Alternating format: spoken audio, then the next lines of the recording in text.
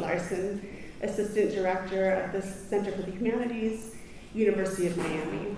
And on behalf of the center staff, in collaboration with the American Institute of Polish Culture, I would like to welcome each of you in the Kizak Center this evening, and those who are attending via live stream. I'd like to welcome His Eminence Marek Magierowski, who I just gave a very brief tour of campus before the sunset, and Lady Blanka Rosenstiel, seated right here. Beata Laska, Director of the American Institute of Polish Culture, right there.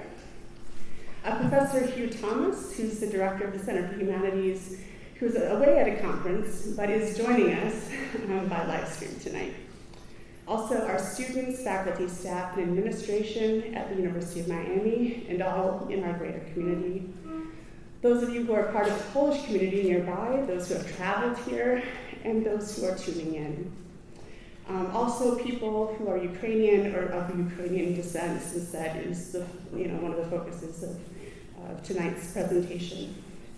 I'm acknowledging each of you in this way because dialogue and connection through our communities and humanitarian support can hopefully help to counter the effects of war and destruction like that of Ukraine. I also send my gratitude to our conference coordinator, Oni Dunham, to our student assistants, Craig Scully-Clemens and Lyric Johnson, our UGRO fellow, Claire Ritchie, Director Hugh Thomas, the College of Arts and Sciences, our colleagues at the University of Miami Libraries, and our collaboration with the American Institute of Polish Culture, especially Tom Tomaszewski, Vanessa Rodriguez, and Kaja Sislik for their diligent work in preparation for our program this evening. And next, I would like to welcome to the podium my colleague and friend, Nick Ivaniski, who's the University Archivist at the University of Miami. Thank you. We would like to take a few moments to recognize Lady Blanka Rosenstiel and the late Louis Rosenstiel for their generous contributions to the American Institute of Polish Culture in Miami, which has funded this lecture series, and to the University of Miami. The Rosenstiels have gifted approximately $100 million to educational institutions through the Rosenstiel Foundation. We honor their magnanimity and respect for the marine sciences with heartfelt gratitude. The University of Miami proudly carries their torch forward for world-class research and development. The University of Miami Rosenstiel School of Marine, Atmospheric, and Earth Sciences houses its main campus on Virginia Key. Pictured here in a recent photograph, it has grown to its current prominence, largely due to the financial support from the Rosenstiel Foundation. University Archives has many early images of the school in its digital collections, such as this famous image of an underwater classroom from the 1930s at the University of Miami. Here is an early image of the Marine Laboratory. In 1956, ground was broken for the main building on the Virginia Key campus, and this was the same year that Lady Blanka A. Rosenstiel came to the United States. Lady Blanka Rosenstiel was born in Warsaw, Poland. After World War II, she studied art in Brussels. In 1967, she married the late Louis S. Rosenstiel, chairman of Shenley Industries, a humanitarian and philanthropist. In 1969, the University of Miami honored Mr. Louis Rosenstiel with the dedication of the Rosenstiel Medical Sciences Building of the School of Medicine, and changed the name of the Institute of Marine Sciences to the Dorothy H. and Louis Rosenstiel School of Marine and Atmospheric Sciences.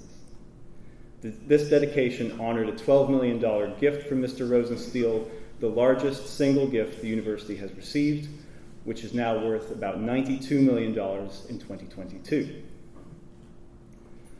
President Stanford, Dr. F.G. Walton Smith, Dr. W. Dean Warren, and Mr. Rosenstiel all gave speeches at the Rosenstiel dedication behind me.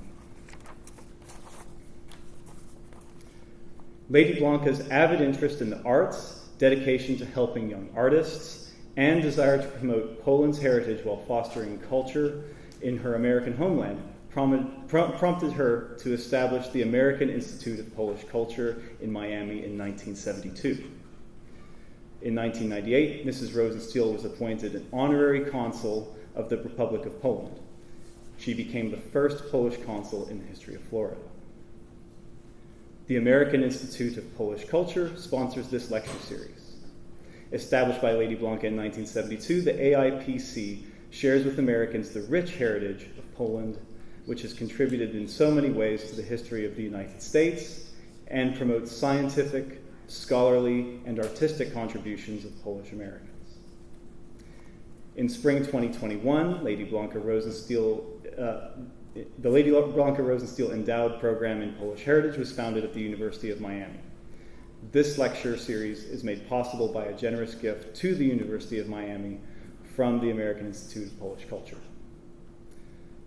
The first event in this lecture series was held virtually in December 2021 with an exciting presentation by Artur B. Chmielewski, Project Manager Jet Propulsion Laboratory at NASA, with an audience of nearly 100 online attendees. Tonight marks the inaugural in-person program for the series, and we look forward to many more events that honor Polish culture in the near future. On behalf of the University of Miami and the American Institute of Polish Culture, I would like to present flowers to Lady Blanka Rosenstiel in honor of this evening's program for her commitment to promoting Polish culture and for her support of education at the University of Miami.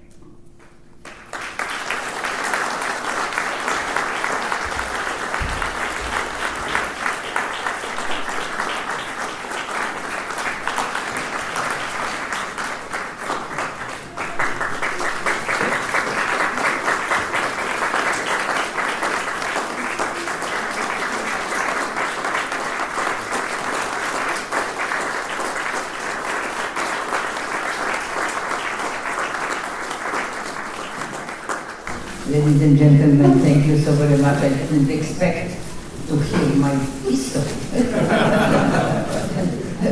This lovely pictures of me a long time ago. I do appreciate very much, tremendously. I'm not going to tell to you how old I am, but I'm still working, and I'm hoping that at least I have many years to do or to live, because I am right now just working on a beautiful project, which is the Miami Center. It's a Colonial Center for the Polish American Club, which we just discovered that it needed. So we will be doing that. Thank you very much, ladies and gentlemen. I have nothing to add. I am very pleased to see Ambassador Magierowski here, and you too. Thank you very much. And I am looking forward to the lecture. Very interesting subject, and seeing so many of my friends. Thank you, Bayaka. Thank you. Thank you very much. Thank you, everybody. Okay.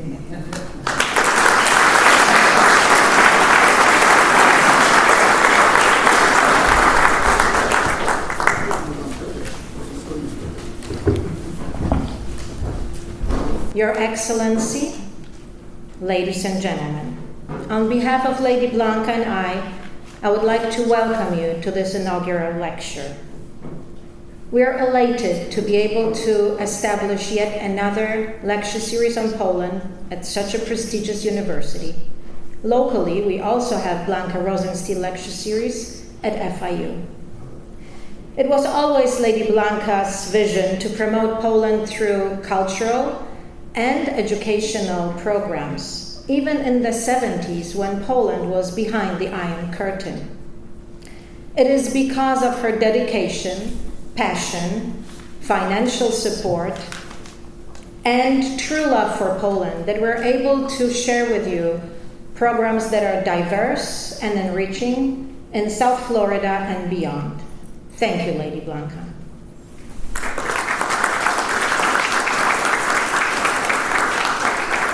We also want to thank our friends and members for supporting us and for coming to this lecture and to many of other different events that we organize. If you're not yet a member, please take the information that's at the back of the room, take a copy of our annual Good News magazine, contact us and support us.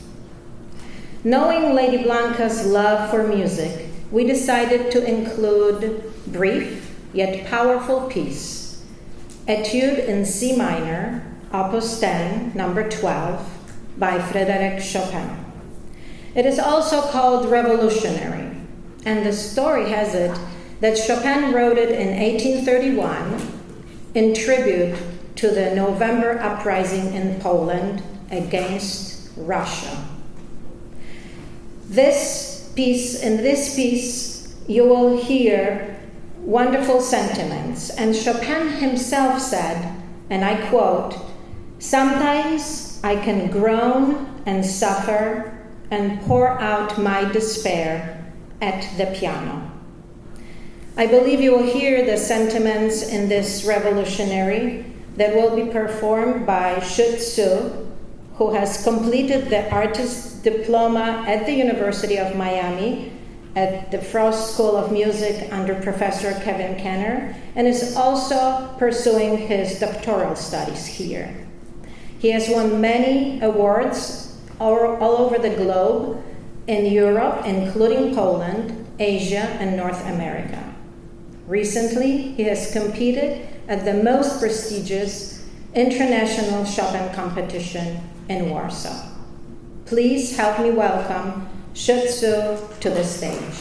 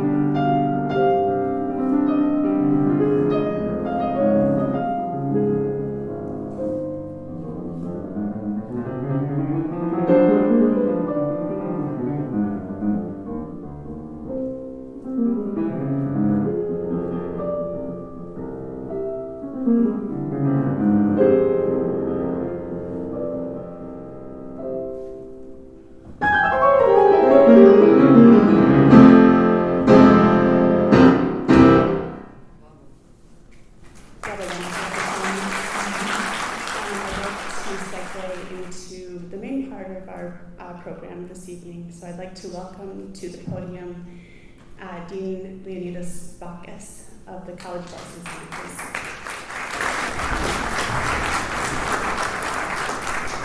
Wow, what performance. think you saw from the introduction the long history of the University of Miami with the Rosenstiels. And I would like to expand and say the long history of the University of Miami with the South Florida Polish community. We do have the Copernicus Observatory that was built with funds from American Polish community of Miami about 40 years ago. So we really appreciate how the Polish community of Miami is linked to the university. And of course, some of my best friends are from Poland and for many years. So we were together in another institution, came together here and there in the audience. But today is more about Lady Blanka and her legacy. So I would like to start at how grateful I am that we're able to do this in face to face. Last time we did it remotely. It's totally different. And I really appreciate your support for the many years of support to the University of Miami. I also like to thank the collaboration between the Center for the Humanities and the American Institute of Polish Culture to develop this Lady Blanka Rosenstiel Endowed program in Polish heritage and for organizing today's talk by His Eminence Marek Magierowski, the Ambassador of Poland to the United States. Russia's invasion of Ukraine in late February 2022 has had horrific outcomes of destruction, injury, and death. But we have also witnessed the resilience of the Ukrainian people alongside individuals, communities, and leaders from many countries who have provided their support to Ukraine.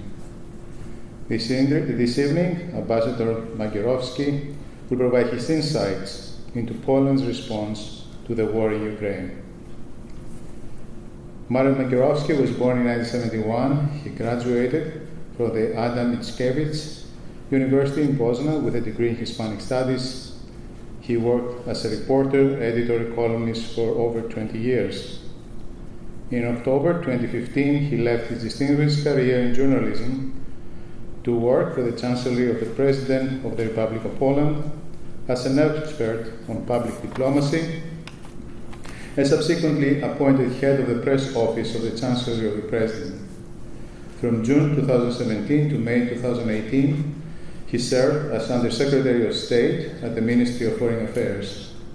Magierowski served as Ambassador Extraordinary and Plenipotentiary of the Republic of Poland to the State of Israel from June 2018 to November 2021, and is now Ambassador of Poland to the United States. Please join me in welcoming His Eminence. Thank you, Marek.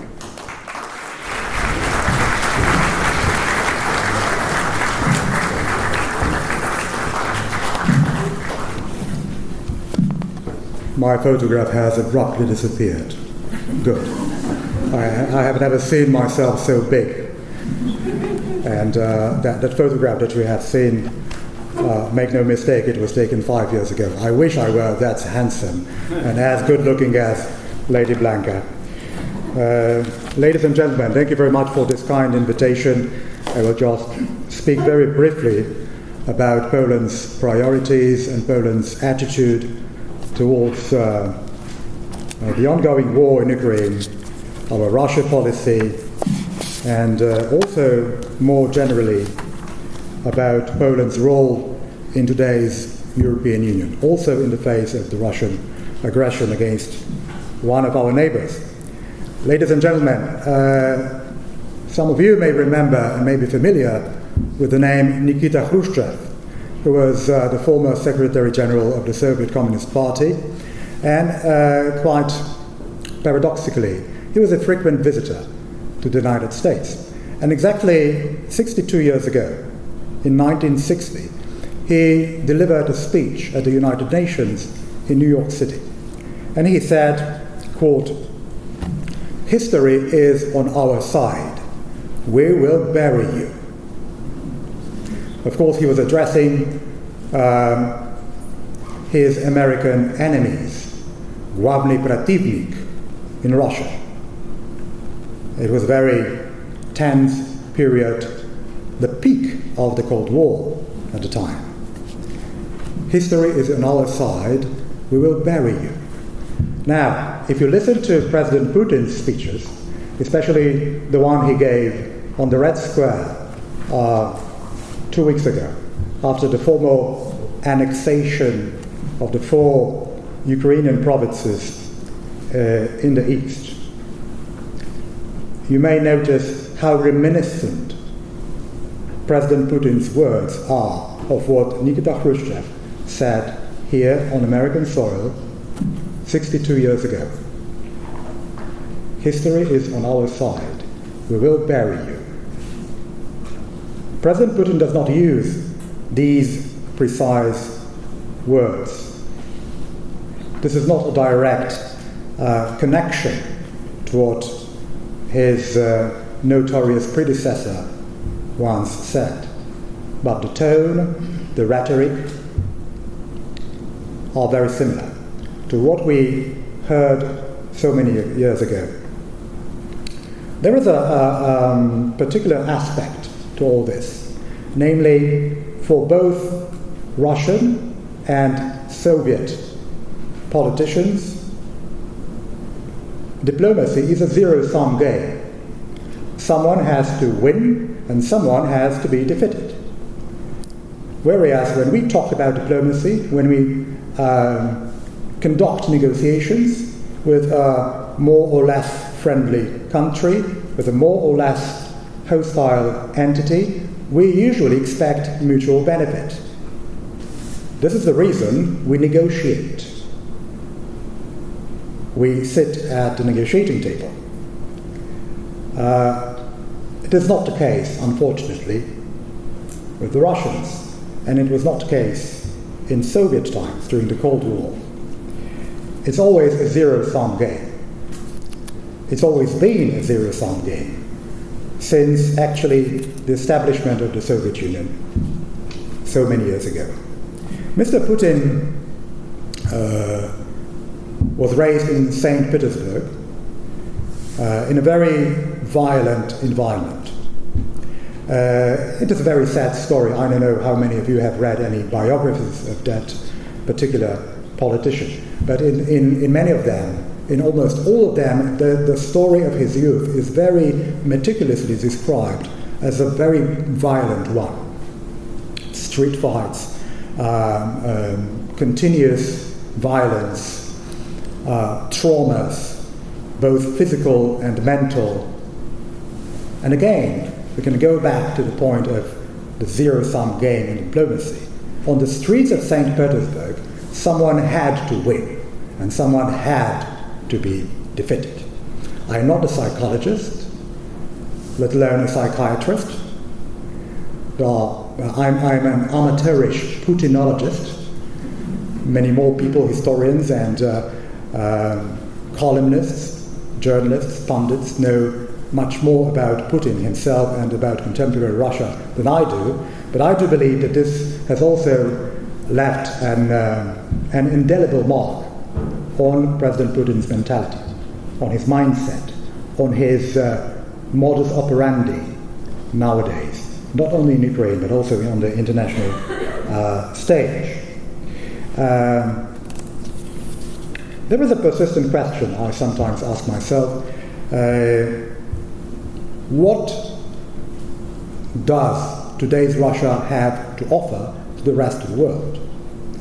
If we think about America, we think about Europe, if we think about some other countries, we always almost immediately find something those countries can offer to the rest of the world in terms of technological advances, in terms of economic growth, in terms of some political solutions, in terms of humanitarian assistance to some impoverished countries in Africa and in Asia, even China, taking into account its repressive character. It is an authoritarian regime. Even China has something to offer to the rest of the world, to other countries. And I'm not talking only about loans.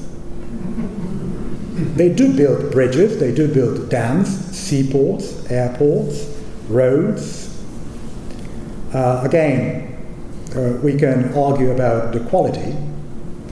Still, China has something to offer to the rest of the world. Artificial intelligence. They have really been tremendously successful in some technological areas, high-tech sectors. What does Russia have to offer to the world? Anyone? I'll help you. Oil and gas. And that will be it. That will be it. Again, we have been branded for so many years as Russophobes. I mean Poles. I am not a Russophobe myself. I believe an overwhelming majority of my fellow countrymen do love Russian culture. I'm enchanted with the Russian literature. I love Russian music, Russian ballet. I don't speak Russian, but I do understand this beautiful language. I read in Cyrillic, and I do believe that Russia has a beautiful face as well. If we look into the past of this country and of this nation, I don't know how much is left of Russia's past grandeur. Unfortunately, I can see vestiges of Soviet mentality in contemporary Russia. I am lucky to have lived under both systems. I was born under communism. You already know in what year exactly. Thank you very much. I was born under communism. When the Soviet Union disintegrated, I was just 18. And then I lived under democracy and under capitalism, which was absolutely savage at the beginning of the 90s, which I personally enjoyed very much. So I think I do have the mandate to make this particular comparison between both systems. Oppressive communism and free democracy. We have managed to shake off that yoke after 1989, after the collapse of the Berlin Wall, after the success of the Solidarity movement in Poland, and after the fall of communism in Central Europe. We are now a fully democratic country with a free market economy, freedom of speech, and so on and so forth. Is Russia? Not exactly. Not exactly. There was hope at the beginning of the 90s when Yeltsin took power in the newly independent Russian Federation. Yegor Gaidar's economic reforms also instilled hope not only in the Russian society but also in the West, that Russia might one day become as democratic as Germany, as liberal as the United States, as modern as France, Austria, or Sweden. Unfortunately, it never happened. It never happened. Russia was trying to diversify its economy.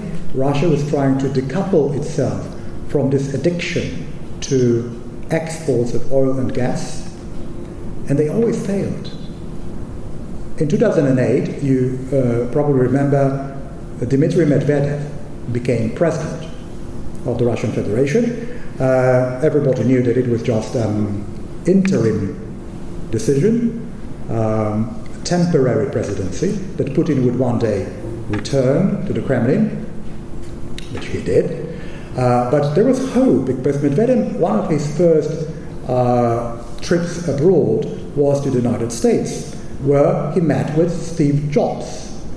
And he was flashing the iPhone he got from Steve Jobs as a gift, and he depicted himself as a modern, vibrant, robust, and very liberal new president of new Russia.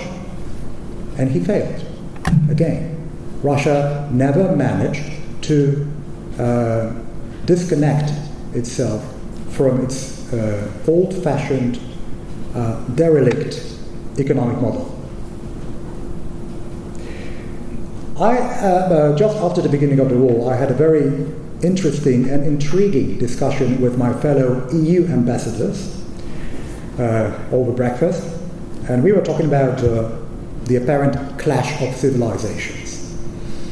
Some of you might have read Samuel Huntington's famous book about the clash of civilizations. He referred to the rivalry between Islam and the Judeo-Christian world.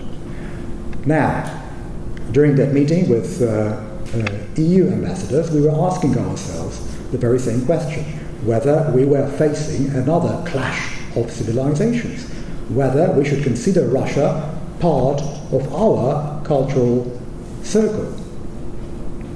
There was a discrepancy. Views were divergent. I was myself a little bit more tilted towards the notion that, yes, it is a clash of civilizations, and unfortunately, in spite of our fascination with, or infatuation in some cases, with Russian literature, Russian dance, and Russian music, this is a confrontation between two civilizations. I will give you one telling example. And again, going back to my point about the vestiges of Soviet mentality in today's Russia, that blatant disregard for human life and human dignity that we can see now in plain view in Ukraine. If you bring crematoriums to the front lines in order to burn the bodies of your own fallen soldiers, what does that mean?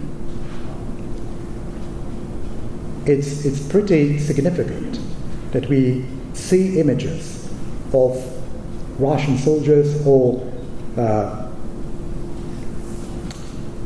remains of Russian soldiers which are left on the front lines in mud or burned in crematoriums.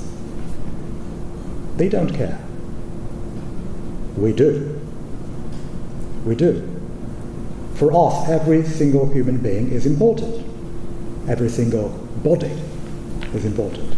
We have seen this in Afghanistan, in Iraq, regardless of what you might think about the rationale behind those military operations, those wars we conducted together as allies, Americans, Poles, Britons, the French, and so on.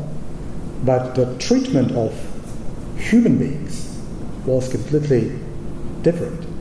They have no reservations targeting civilian infrastructure, killing civilians, shelling hospitals, shelling orphanages, destroying critical infrastructure, depriving Ukrainians of electricity, of power, of gas. They don't care. Is it a different civilization? I'll leave you with that question. There is a controversy surrounding the support of the Russian society, of the Russian population for this war.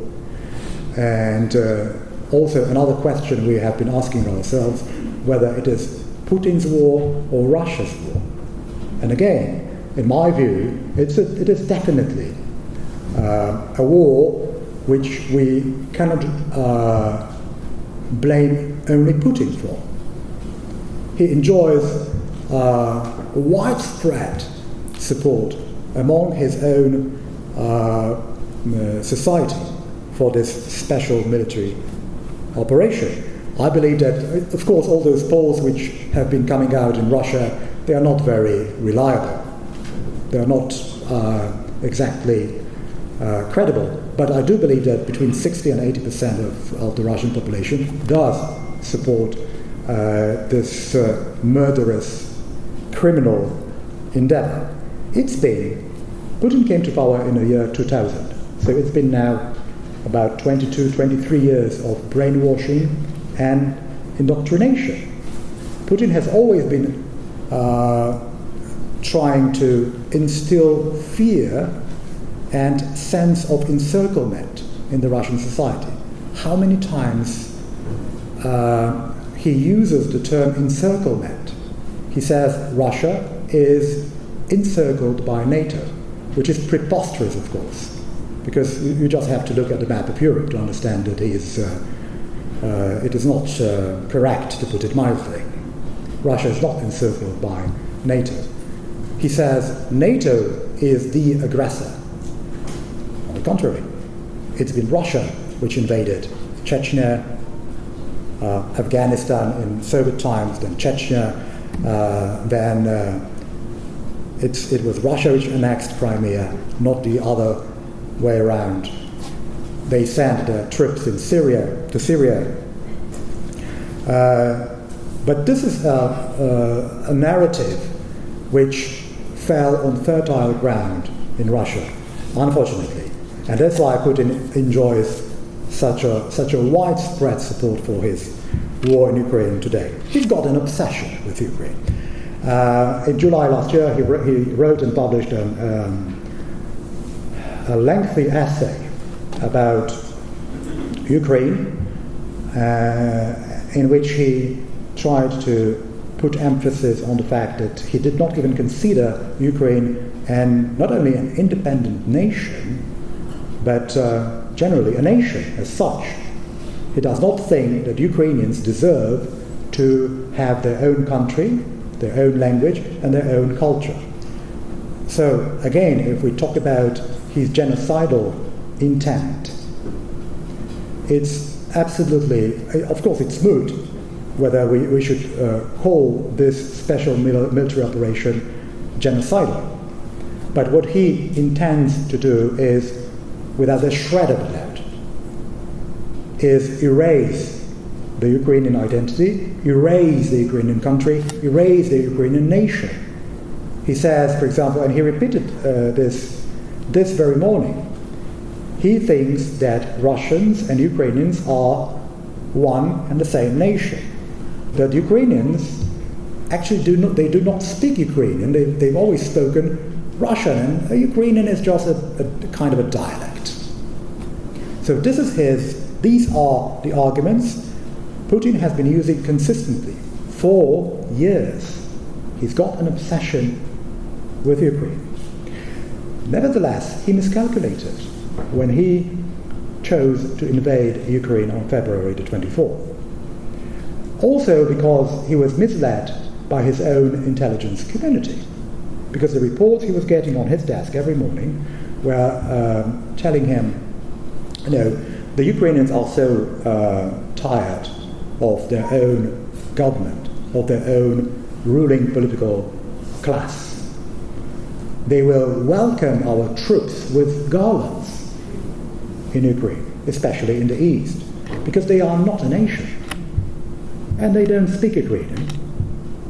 So it would be easy to overthrow the Ukrainian Nazi regime. How vastly wrong he was.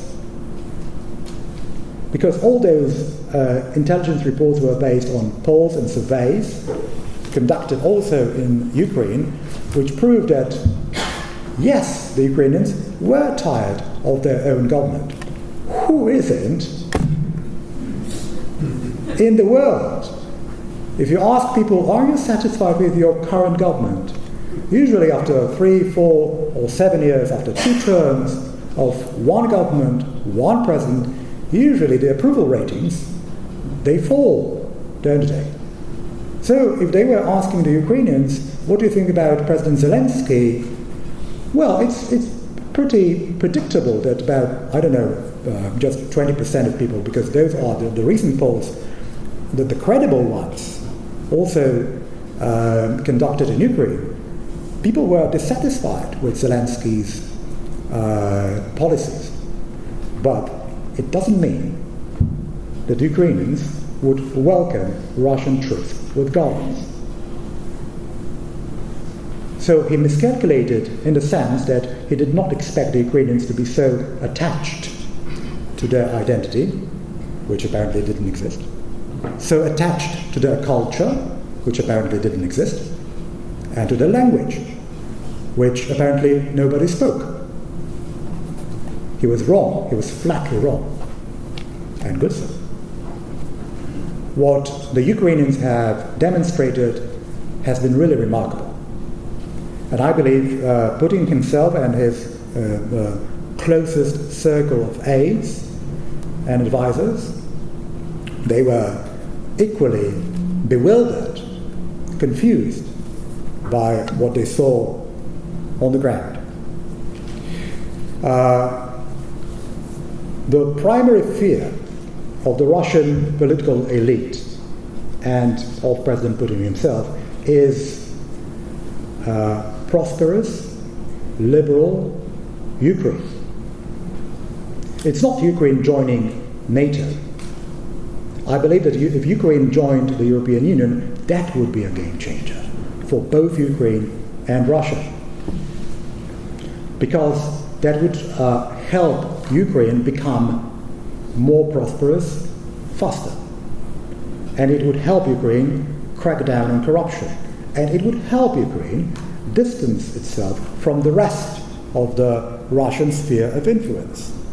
If you look at Russia's underbelly, all those post-Soviet republics, which are apparently independent, sovereign countries, but they are so deeply and so strongly linked, in particular in economic terms, to Russia. It's very difficult for them to decouple themselves entirely from the old metropolis, from Moscow. So that's why Ukraine is so important. That's why Ukraine's membership in the European Union is so crucial. And that's why Poland has always endorsed this aspiration. They are also, because they are fighting not only for their freedom and for their sovereignty, now we can see pretty clearly that they are fighting also for ours. They are defending the free world. And I'm using this term deliberately, because times have changed. It's not only about NATO against the Soviet Union, it's not only about Western Europe against Russia, it's about the free world against Mr. Putin. As you know, we have been coping with the humanitarian crisis since the beginning of the war, which is a new experience for Poland. But I think we are doing remarkably well under these particular circumstances. When I arrived in Washington almost a year ago, I never expected Poland to be front and center in almost all American media. I wish it were for different reasons, but it's a fact. It's a reality I had to face as Polish ambassador to the United States. More than 7 million people have crossed the border between Poland and Ukraine since the beginning of the hostilities. Of course, not all of them have remained on Polish soil. Some of them emigrated to other countries. Some of them have even returned to Ukraine. According to recent estimates, about 1.5 million refugees from Ukraine stayed in Poland permanently. So we would have to combine this number with also roughly 1.5 million who had lived and worked in Poland before the war, as overwhelmingly economic migrants. So Poland's population has essentially increased by about 3 million people over the last couple of years, before and after the war. The Polish parliament passed a law a few months ago which basically facilitates the integration of all those refugees into the Polish society. And they integrate seamlessly. They can now apply for Polish ID, which does not make them automatically Polish citizens, but allows them, for instance, to set up their own businesses, to send their children to Polish schools. They are also eligible for free healthcare and many other benefits. On the other hand, I've already read and heard hundreds of stories of Ukrainian refugees, most of them women and children, because we all know what the Ukrainian men are doing right now. 96% of them are women and children. And those women who have come to Poland from Kiev, from Kharkiv, from Mariupol, also from Lviv, they never say, I want welfare. They never say, I want an allowance, or I want the Polish authorities, the Polish government, to take care of myself and of my family. They say, I want a job. They say, I want a job. I want to work to sustain my family. Luckily, our unemployment rate in Poland is ridiculously low. It's between, I can't remember the exact recent figures, but I think it's between 3 and 5%, which means that those people who are unemployed are mostly those who do not want to work. The Ukrainians do. So this is a completely different model of integration as compared to some other countries in Europe. We have incorporated so far more than 200,000 Ukrainian kids into the Polish schooling system. And make no mistake, we don't have too many teachers who speak Ukrainian, or Russian for that matter. So it is a challenge. It is a real burden. So we have to be pragmatic and quite realistic about Poland's ability to absorb more waves of refugees from Ukraine. For the time being, we are doing fine. We hosted a dozen congressional delegations from the United States since the beginning of the war, and quite hilariously, some of them were asking their Polish counterparts upon arrival in Warsaw or in Lublin, they were asking them, could you take us to one of those refugee camps? And my friends in Warsaw were a bit surprised because we haven't got any. All those families fleeing the ravages of war in Ukraine found safe shelter in Polish homes, not in refugee camps. Millions of people were hosted and are still hosted by Polish families in their homes.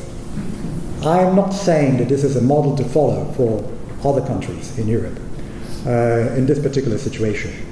Because, as I said, the Ukrainians integrate impeccably into the Polish society, but there is a host of reasons, of course. They learn the language in a matter of months because these two languages are so similar to each other. They have a similar cultural background, religious background. All these factors are vital in terms of their integration in Poland. So we have assumed this burden consciously, but I believe that this is a lesson for all of us, and especially for some European nations as well.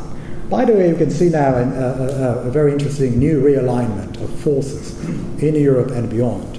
We are talking, since the beginning of the war, we have been talking about NATO's unity and the European Union's cohesion, common stance on this war and on Russia.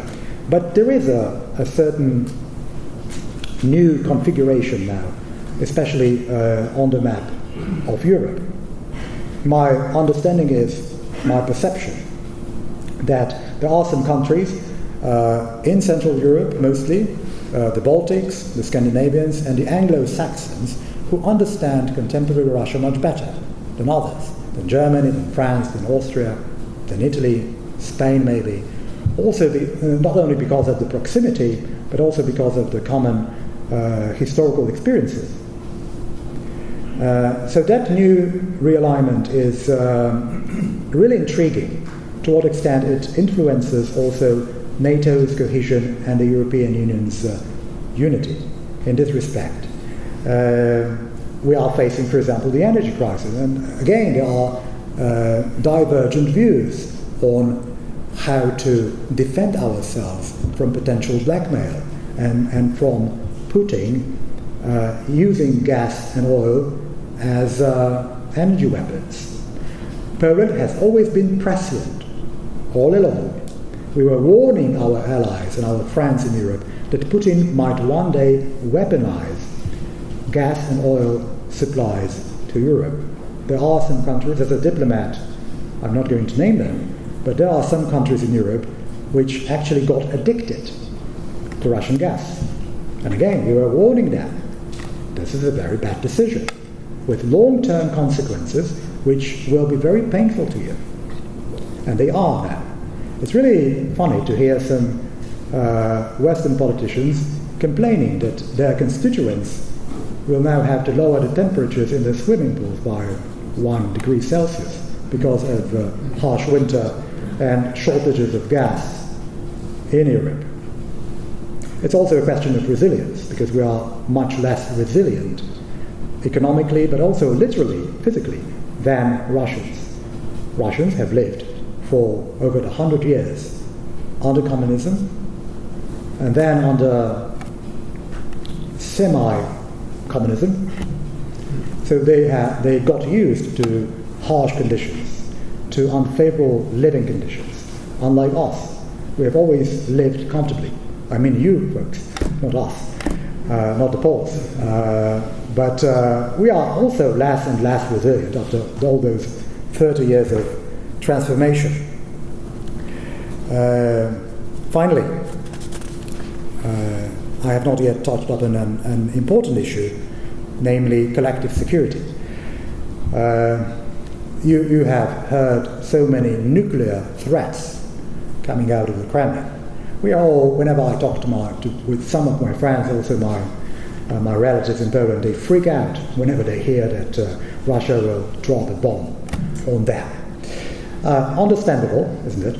On the other hand, we have already heard so many threats that it's really boring now. Okay, let's have this bomb dropped finally. I'm not a military expert, but I personally don't think that it would be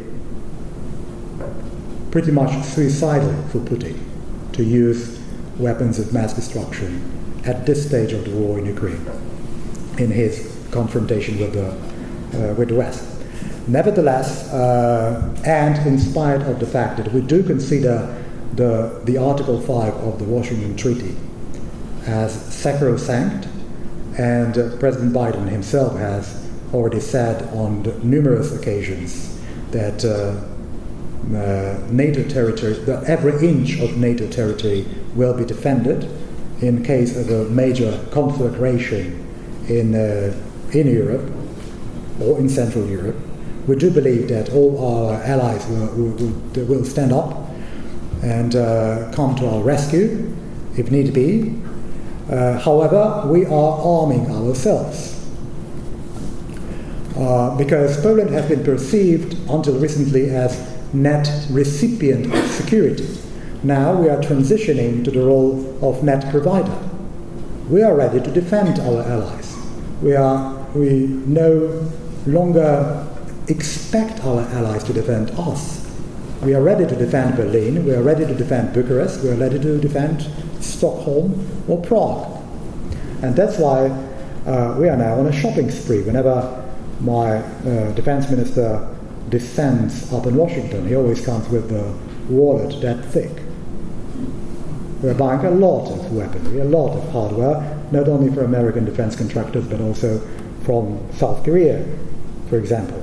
I will tell you an anecdote about one of his recent visits to DC, I mean the Polish defense minister, and he had a serious meetings with some military defense companies here in the United States, and during one of them, he asked a lady sitting on the other side of the table, how many HIMARS units can you manufacture in a year? The HIMARS, the long-range missile launchers, so effective in Ukraine. So he asked her that particular question, point blank. And she just glanced at her notes and said, about 60, sir. And my defense minister just, grinned and chuckled and replied, too bad, because we need 500. So we can feel the portfolio of a number of American defense contractors for 10 years. This is a very serious aspiration and ambition, because we know very well that if we don't stop Putin now, deterring him also through arms procurement to put it bluntly, he will return with a vengeance. No doubt whatsoever about his real intentions. On the final note, pretty bizarrely, what Putin has achieved is so remarkable. He has essentially enlarged NATO by himself, with Sweden and Finland about to join this organization shortly. He has reinvigorated the European Union's foreign policy, which until recently has seemed a pipe dream. He has almost triggered a paradigm shift in Germany's foreign policy. He also strengthened the political and military bond between Poland and the United States. So we have to give credit to him for all those important accomplishments. And again, going back to the beginning of this boring lecture, the only thing Putin has nuked so far is Russia's reputation. He has destroyed it for many years to come. And believe me, I feel sorry for all those Russians, some of them, who oppose this war, who dare criticize Putin. I feel sorry for them, because they will be branded as Putinists for 20, 30, or 50 years. Thank you so much.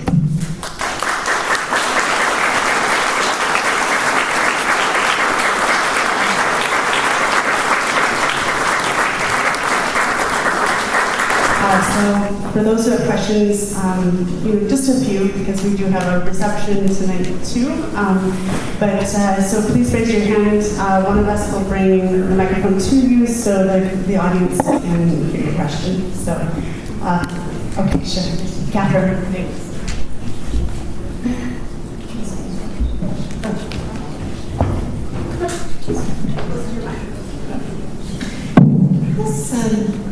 Mr. Ambassador, Putin's mad, bellicose encroachment and expansionism is rooted in nostalgia, as far as I can tell from what I've read.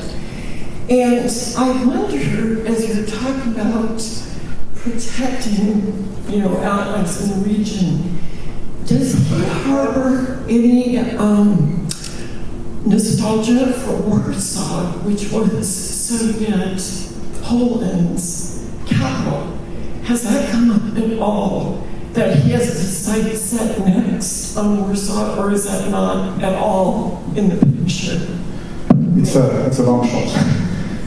As I said, we are very adamant that this is an existential threat, not only to Ukraine, not only to Europe, but also, I believe, to the United States and to the free world. Now, I don't believe he'll dare attack a member of NATO. On the other hand, the experience we've had so far with this war has been also physical. A few months ago, there was a missile strike at one of the Ukrainian bases, very close to the Polish border, just about 10 miles. And people who lived on the other side of the border, in a Polish village, they saw the windows of their houses rattling from the blast. And of course, they heard explosions. So it's not only about refugees coming in, arriving in droves in Poland, it's also about a physical experience. And as I said, the busiest airport now in Europe is that hub in Rzeszów, nicknamed J-Town by American soldiers because the spelling is similar to that, J-Town. The busiest airport now in Europe, so it's also a physical experience. We are transferring weaponry from Western countries, from the United States as well, through Poland to Ukraine. So it's not only about perception, it's also about some physical experience. I don't want to persuade you that all Poles are optimistic about put in its intentions in the foreseeable future. But again, we have to deter him now, before it's too late. And that's why we have to brace ourselves for potential further steps and measures he might take shortly. Like, for example, on the final note, the hybrid measures. When you hear and read all those reports about, for example, internet cables being damaged, and nobody knows who did it, I don't know. I believe that he will be, before he uses a nuclear warhead, he will be trying to spread uncertainty and instill fear among Western societies. No electricity, no power, no internet, pipelines blown up, and so on and so forth. This is also a very dangerous stage. And perhaps we are too ethical in this confrontation. As I said, they have no reservations. Now, could we paralyze Moscow for 72 hours? Could we cut off the electrical grid, for instance? Of course we could. But we don't do it. We don't do it because we do adhere to some democratic values, to some ethical standards, unlike the Russian political elite today. We had one question in the front. Let's, and then we'll go back. We'll go back and forth. Thank you, Ambassador. Thank you so much for coming and speaking to us. I just wanted to ask two questions. The first one is very interesting. You discussed this class of civilizations discussion among EU ambassadors, and I was just wondering, how did that, if possible, how did that fall in terms of the different countries, which ones were kind of agreeing with this kind of analysis and which ones weren't?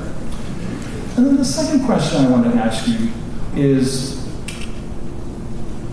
to your own citizens and to those others in the EU, as Poland relates to its own LGBTQ community and issues of anti-Semitism, where do you see Poland in terms of, because maybe for some people it looks more like St. Petersburg than like what's coming out of London or Paris or other more advanced parts of the EU, so to speak, advanced because I hate that word, but so where do you see Poland in fitting in regards to those issues?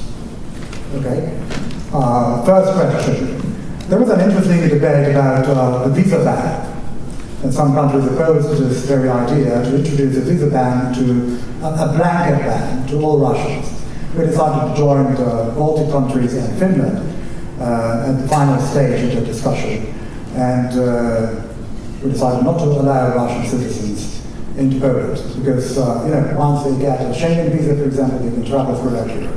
And because of due to the prospect of infiltration, for example, and also kind of punishment. And again, this goes back to that point, to that very ticklish debate about whether we should blame whole Russia, the whole society, or just Putin and his acolytes for what is going on in Ukraine. So it was a watershed moment, I believe, in European policy. Which countries joined that initiative and which didn't. It's talking about anti-Semitism. I don't know exactly what you meant raising that issue. As you know, my previous posting was in Israel, and I've had 1,000 conversations, mostly with young Israelis, about also Polish anti-Semitism and the pogroms and social discrimination before the war. But believe me, I was also asking them a very long-term question. Why do you think, this was my question to all those teenagers in Israel, why do you think the largest community of Jews in pre-war Europe was in Poland? 3,300,000 people. More than 90% of them exterminated by Nazi Germans. Why all of them, before the war, tried to find refuge and safe shelter in that anti-Semitic country. You know the answer? Because they had fled other countries, which were much more anti-Semitic than Poland at the time. In Poland, they enjoyed religious freedom. In Poland, they enjoyed economic freedom. They were not equal, unfortunately. They were not equal in France, they were not equal in Germany, they were not equal in Italy. They were not equal in Poland. But they were more equal in Poland than in Germany, than in Italy, and in France. 3,300,000 people. They were one nation. So many Poles of Jewish descent serving in the Polish army. Fought the war, also during the Bolshevik War in 1920, and then during World War II. Proud of being Polish soldiers. There are some misperceptions about Polish anti-Semitism, also today.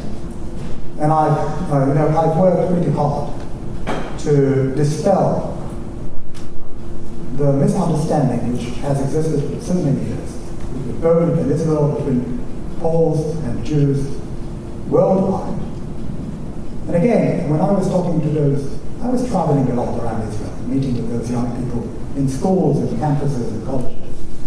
And I was, the very first conclusion I came to when I arrived in Israel was that I should not conceal the truth. I should not distort the story of the Holocaust. If they wanted to ask me a question about his partner, I had an answer. If they wanted to ask me a question about pogroms after the war, I was ready to talk about that too. But when they asked me, for example, about the indifference of Poles during the war, why Poles were not helping Jews sufficiently, why they saved so few Jews. And I was telling them one story about two villages in central Poland in the middle of the war in 1942, where a Wehrmacht unit showed up one day because the Germans knew that there were Jews hiding in those villages. And they knew that there were 4 Polish families who were helping those Jews, who were trying to rescue them from instant death. So they stormed into those villages. They rounded up all members of those 4 families, 31 people, 20 among them children, some of them aged 1.5 years. They executed them on the spot. They set ablaze their houses. Some of those babies, they tossed them into the flames. They murdered everyone. All members of those 4 families, 31 people. Now, how many Jews were hiding in those 2 villages? 2. 31 Poles murdered for trying to help a couple of Jews. Now, there was no internet at the time. But as you can imagine, everybody in the adjacent villages knew very well what happened in those 2 other villages and why. Now, did they become more enthusiastic about helping Jews? If a Jewish family came out of the woods and knocked on the door, were they ready to open the door and accept them and embrace them? Some people were telling me in Israel, it would be human or humane to help Jews. And I was telling them, oh no. The 7,000 righteous denominations in Poland, they were not only humane, they were heroes. Their conduct was heroic. The human nature is different. It's a human instinct to save your own skin and your own family, especially under those circumstances. There was death penalty in Poland for all Poles who even tried to have Jews. In the Holocaust Museum in Washington, there was a poster, a famous one, not very well known in America, but luckily it is one of the exhibits in that museum, which says in German and in Polish, it's from the 40s, from occupied Poland, and it says in German and Polish that everybody who hands a loaf of bread to a Jew will be punished with death. If you don't understand all these historical nuances,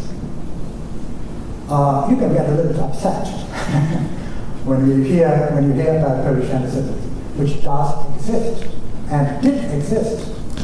No doubt whatsoever about that. But if you look at today's Europe, if you look at the United States, if you look at many other countries, and this is what I heard from hundreds of my Jewish friends, whenever I travel to Warsaw, to Krakow, to Poznan, I feel safe. This is what they say. This is not what I say as Polish diplomat. They are saying, I feel safe, I can wear my kippah, I can go out on the street in Warsaw after 10 o'clock. Nothing will happen to me. And nothing has ever happened to anyone, to any Israeli citizen in Warsaw for years. 5 years ago, an Israeli citizen was bitten off by a couple of Muslims in Warsaw. Not by Poles. They feel safe. There are no. When I had the opportunity to participate in a conversation in a focus group, we commissioned started a survey about the Israelis' attitude towards Poland and Poles. And there was a moderator, and the lady asked a question to all participants in that group. Do you know that in Poland, in front of synagogues, there are no armed guards? None. As opposed to France, to Germany, to Austria, to Sweden, we don't need them. They were shot. They were shot. How come? Because Jews feel safe in Poland. Again, we do have a problem, as do the French, as do the Germans, as do the Austrians, as do you folks. It doesn't. But believe me, I'm a little bit tired. I hear constantly that Poland is a problem. No, Poland isn't. Poland isn't.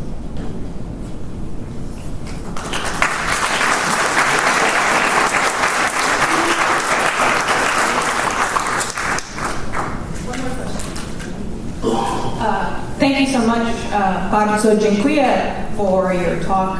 It was really interesting. Great pronunciation, like you were born in Poland. I've spent a fair amount of time in Warsaw, but certainly not born in Poland. Thank you so much for this talk. I mean, it's been really, as someone who studies Eastern European history, for me it's been very heartwarming to see the Polish response to the Ukrainian refugees coming into the country, and I have friends from Krakow to Łódź who have hosted refugees. It's interesting to me that you framed this in that sort of clash of civilizations. Is Russia the same civilization as Europe or as the EU? When to me that sort of assumes that the EU is a single unified civilization, when I think in the past several years we've seen that there are countries in Europe, I'm thinking of Viktor Orban in Hungary, Italy, some might level this accusation at the peace government in Poland when we consider the sort of dismantling of separation of state in the Supreme Court and the rule of law and LGBT rights and abortion access. How much time do we have? Sorry, I'll get on with it. This is, my students hate it when I do this, but this sort of rightward, this turn to the right? So it seems to me that the EU is maybe not quite as unified as we might like for it to be. But I'm curious, as I feel really wonderful looking at Poland's response to these Ukrainian refugees, I can't help but think back to about a year ago, which might have been before your time as Polish ambassador to the US. So if this is an unfair question, I apologize. Yeah, when there were Afghans, hundreds of Afghans stranded in the Polish forests because they were denied refuge in Poland. So if you could just sort of talk about the ethical or moral shift from that to Absolutely. the embrace In the reverse order, if you don't mind. Yeah, of course. Starting from the Belarus crisis we experienced a year ago. There were thousands of migrants from countries like Afghanistan and Syria and Iraq, if my memory doesn't fail me, being pushed, literally, by Belarusian soldiers and police officers towards the border line, towards the barbed wire, and treated quite brutally and quite cynically by the Lukashenko regime.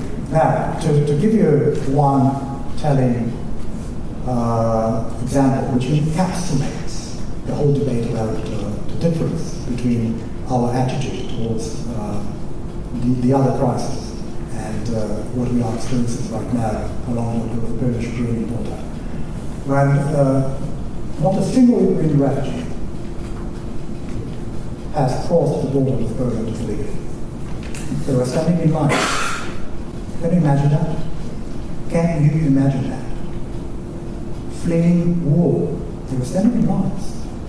Just after the beginning of the war, we set up 8 reception centers just on the other side of the border. So they were treated very, very well, very fast in terms of administrative procedures and so on and so forth. But nobody even thought about trying to cross the border illegally. With all the belongings they had and children, so those images were absolutely horrendous. But they were standing in line. They were standing in line. Unlike those refugees who were transported, again, cynically, by the Lukashenko regime from Syria, from Afghanistan, from Iraq, via Minsk to the Polish border. It was an orchestrated operation. Human beings being weaponized.